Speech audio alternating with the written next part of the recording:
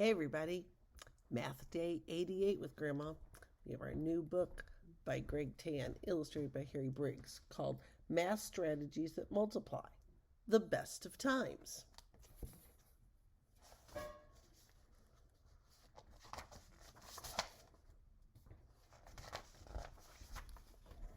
Absolute zero. Zero is a cinch to do. The answer is right in front of you. For every problem, it's all the same. Zilch or zero is the name.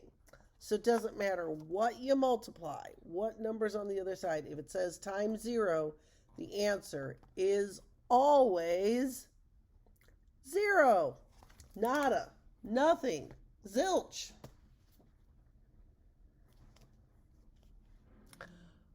Circumference and all the king's tens. A math adventure by Cindy Neuschwander, illustrated by Wayne Geehan. Circumference, all the king's tens. The last time we saw the king, he seemed a bit gloomy, said Lady Di of Amateur to her husband Circumference one evening. His birthday is soon. Let's give him a surprise party here at our castle to cheer him up. We could invite people from the entire countryside. That's a fine idea, answered Circumference. We'll plan a huge celebration for him. Lady Di sent out invitations. Servants rushed about the castle, cleaning and cooking. Carpenters built long wood tables, while seamstresses sewed tents. Guests began arriving in groups. Each day more kept coming.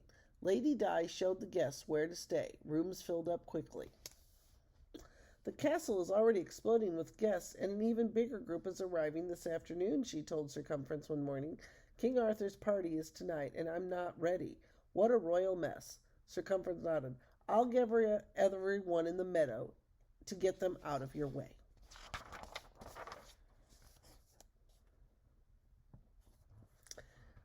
Soon a large crowd stood in the grassy field outside the castle walls. The king will arrive in a few hours, began Circumference. Let's practice a royal march of greeting. Would everyone step smartly towards the center of the meadow?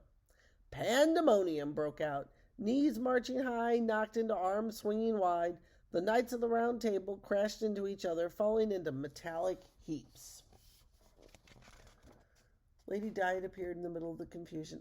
I need to know how many guests will be here for lunch, and then how many for dinner, she called to her husband over the clatter. Circumference waved his arm. Attention! He bellowed. We need to know how many of you are here. But everyone kept mulling around. Counting the crowd seemed to be an impossible task. Sir Kell stepped forward with a suggestion. Forming small circles of people might work, he said. Each group could count its members and call out how many. Lady Di could then add up the numbers. Let's try it, said Circumference, shepherding guests in a group. 61! 111! 58! 17! 46! cried out voices in the crowd. No good, said Lady Di, stopping them. My head's spinning just trying to keep track of all those numbers.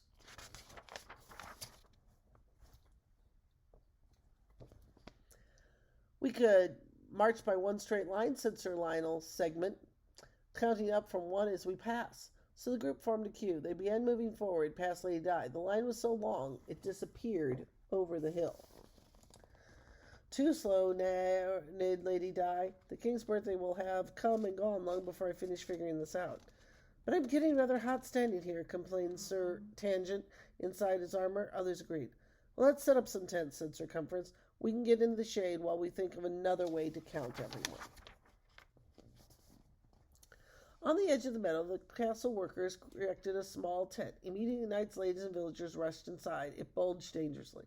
Tent's just too tiny, huffed Sir Tangent as he walked out. It won't even hold 10 people. He threw up his hands in impatience.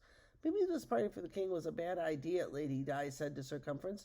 Tempers are beginning to flare, and I still don't know how many meals to serve. We need a new idea, said Circumference. Then he paused and smiled. Or maybe we can use parts of everyone's idea. I think I have the solution. He stepped into the middle of the meadow.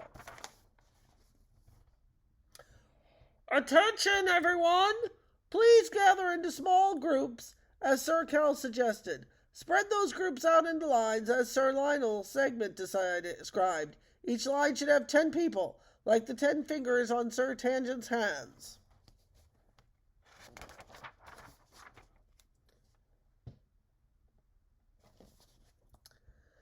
If we put 10 rows together, then we would equal 100, she said. That would make the counting go even more quickly. The hot but patient guests moved into larger formations.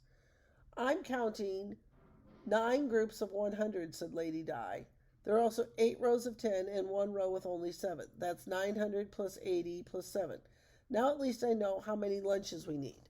987. That's a lot of people to fill. Feed. 100, 200, 300, 400, 500, 600, 700, 800, 900, 8, and 7.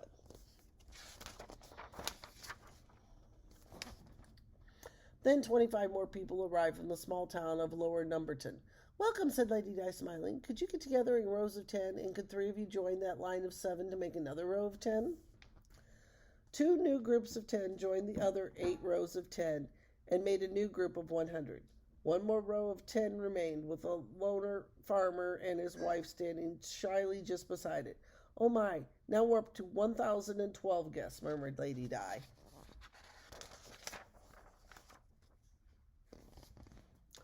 Several more tents of different sizes were set up to provide shade for everyone.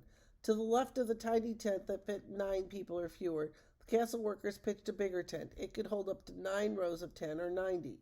Next to the tent there was an even bigger one, for as many as 9 groups of 100. An enormous tent was next, for crowds of up to 9,000. We'll serve lunch in the largest tent, declared Lady Di. As everyone was finishing the last lunch bites, a cloud of dust appeared in the distance. More guests were coming. It was a huge group from the King's City, Camelot.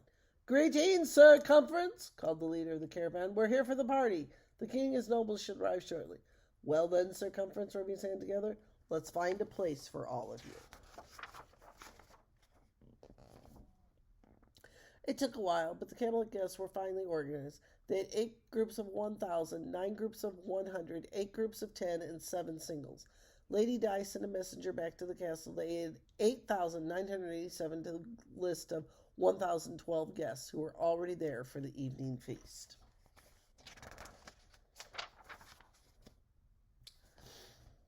So they assigned each guest to a tent. The meadow became a nightly numbered neighborhood. There were 9 folks in the first tent. There were 90 in the second tent next door. There were 900 in the third tent and 9,000 in the fourth tent. The fifth tent was empty except for long wooden tables and benches. Lady Di passed out 6 scarves to each person. The color of your scarf matches your tent flag. Then the entire group gathered to practice their surprise greeting for the king. They rehearsed only once when a trumpet blasted in the distance. Ba-ba-da-ba! The king's arriving, yelled Sir Cumference. Hurry to your tents and wait for my sign.